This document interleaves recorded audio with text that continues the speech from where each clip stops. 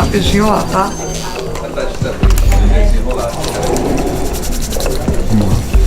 A gente vai entrar na antessala, né?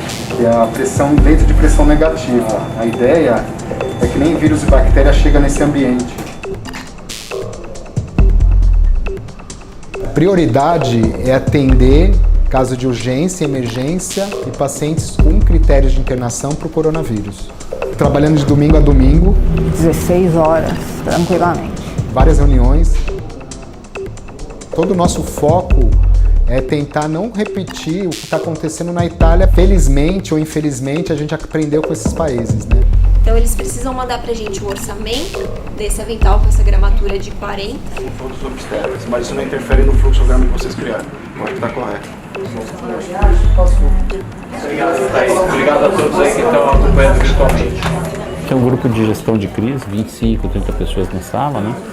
E tinha o equivalente disso acompanhando de fora, né, por conferência, né? Mas principalmente a gente quer que assim, 90% dessa reunião seja virtual, né, que as pessoas assistam de longe. Ele veio realmente com essa epidemiologia e aí a gente fez o exame para detectar.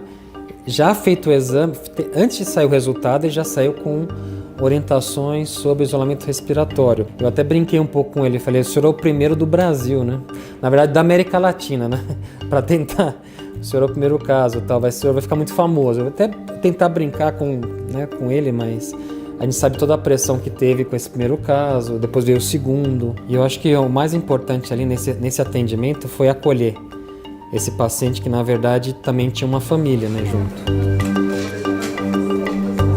Toda vez que tem uma emergência de uma doença nova, algo desconhecido, as pessoas ficam receosas. Eu estava de plantão na sala de emergência no fim de semana, o paciente bateu o botão da emergência, jovem, de 23 anos, deixou o carro dele, saiu, deixou a porta aberta, entrou correndo na emergência, falando que tinha voltado direto no voo da Itália e veio para o pronto-socorro para ser testado, porém estava assintomático. Agora as pessoas acho que estão entendendo mais quem deve fazer o teste, até para não deixar quem realmente precisa sem ter o recurso, né? Esse planejamento estratégico começou no começo de janeiro.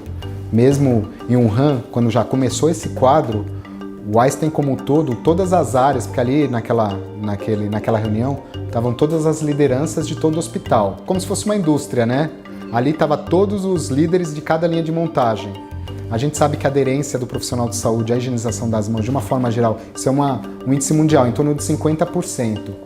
Provavelmente, com o coronavírus, isso deve chegar até 100%, porque as pessoas estão com medo, né? Até o profissional de saúde está com medo de ter aquisição e levar para os seus familiares em casa, né? Os cuidados que a gente tem, cuidados universais, a gente vai dobrar esses cuidados, porque aqui eu sei que todo mundo é Covid positivo ou suspeito. Lá na rua não, posso estar conversando com você, você pode estar positivado e não deve estar sabendo. Todas as precauções são tomadas também em relação à equipe. O próprio paciente usa máscara cirúrgica, o atendente do administrativo usa máscara cirúrgica. A cada paciente que nós atendemos, a gente troca todo o equipamento de isolamento e higieniza completamente o nosso item de objeto pessoal. A gente criou um fluxo de cada 2-3 horas vem um profissional da higiene e higieniza tudo. Nas mesinhas, nos balcões, nas cadeiras, o dia inteiro, 24 horas.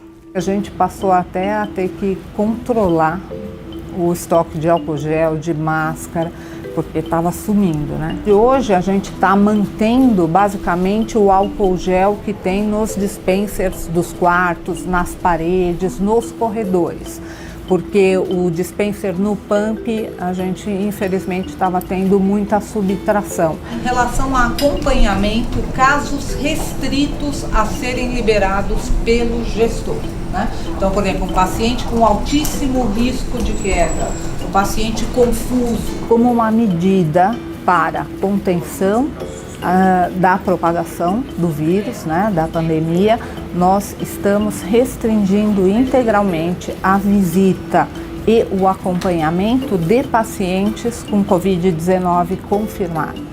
E para os demais pacientes da instituição, recomendando apenas a permanência de um acompanhante e 0 de visitação. Se você contamina o funcionário, esse funcionário ele vai cuidar de outros pacientes. Então vai ficando um ciclo, né? Você vai contaminando outros pacientes também nessa cascata. O funcionário volta para casa também. Então ele vai ser um meio de transmitir também na comunidade. 15% dos profissionais de saúde na Itália, nesses hospitais, foram contaminados. Médicos do nosso corpo clínico aberto, cujas equipes continuarão atuando, são equipes grandes, né? A gente imagina que isso aí pode ser o início de um aparecimento paulatino de mais profissionais que estejam infectados. Eu tenho uma filha, 8 anos. Em casa a gente tem um fluxo. Por exemplo, quando eu chego em casa, se eu tô com a roupa do hospital, eu não entro em casa com essa roupa, eu deixo do lado de fora, entro em casa sem a roupa e já vou direto pro sanitário, sem o sapato. Eu já tomo um banho completo. E a lavagem, eu faço a lavagem do meu uniforme separado da roupa da minha filha. Imagina assim, esse aqui é o meu limite de capacidade do sistema de saúde, em número de leitos, número de UTIs, de respiradores, o que for. Se eu tiver uma curva assim, eu tenho muita gente aqui que está acima desse limite que vai ficar desassistida. É o que aconteceu na Itália. Se eu tiver uma curva mais atenuada assim, eu não ultrapasso o limite do meu sistema de saúde. As medidas de contenção que são super debatidas aí, o que se acredita é que ela pode atenuar essa curva. E aí não sobrepuja a nossa capacidade do sistema de saúde. Então a gente passa a ter a capacidade de tratar todo mundo. A gente só sabe se a gente esteve preparado na hora que a guerra começa.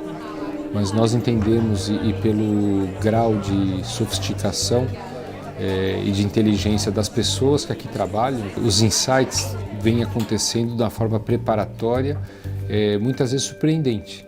E que o mundo, às vezes, iniciativas que o mundo não pensou ainda. Nós somos um laboratório dentro de um hospital, um laboratório que trabalha 24 horas. Nós conseguimos identificar o vírus porque nós temos a sequência do vírus e através da sequência do vírus nós construímos primers e sondas específicas que atuam diretamente naquela sequência do vírus. Foi assim no coronavírus, foi assim no sarampo, nós nos preparamos muito. Essa tecnologia está conosco já há mais de 15 anos. Desenvolvemos o protocolo, validamos esse protocolo de acordo com todas as normas exigidas, né? Só sendo dessa área para você entender realmente o que é um cientista descobrir algo novo. Acho que nenhum militar gosta de guerra, mas a guerra é o momento que os militares brilham, né? Eu acho que esse é o momento, eu acho que ninguém quer epidemia, logicamente, né? Mas acho que os médicos estão trabalhando com prazer, porque sabem que está fazendo uma diferença grande para a população, né? Então, conversando com eles, eu percebi que eles estão cansados, mas estão motivados. O nível de preocupação, né, com o que pode vir pela frente, a necessidade de estar atento e de se antecipar, acho que traz um nível de estresse adicional. A responsabilidade, a perspectiva de você pensar que não vai ter um leito para atender um doente grave, traz muita preocupação. Eles sabem que vem pela frente, vem uma coisa bem pesada.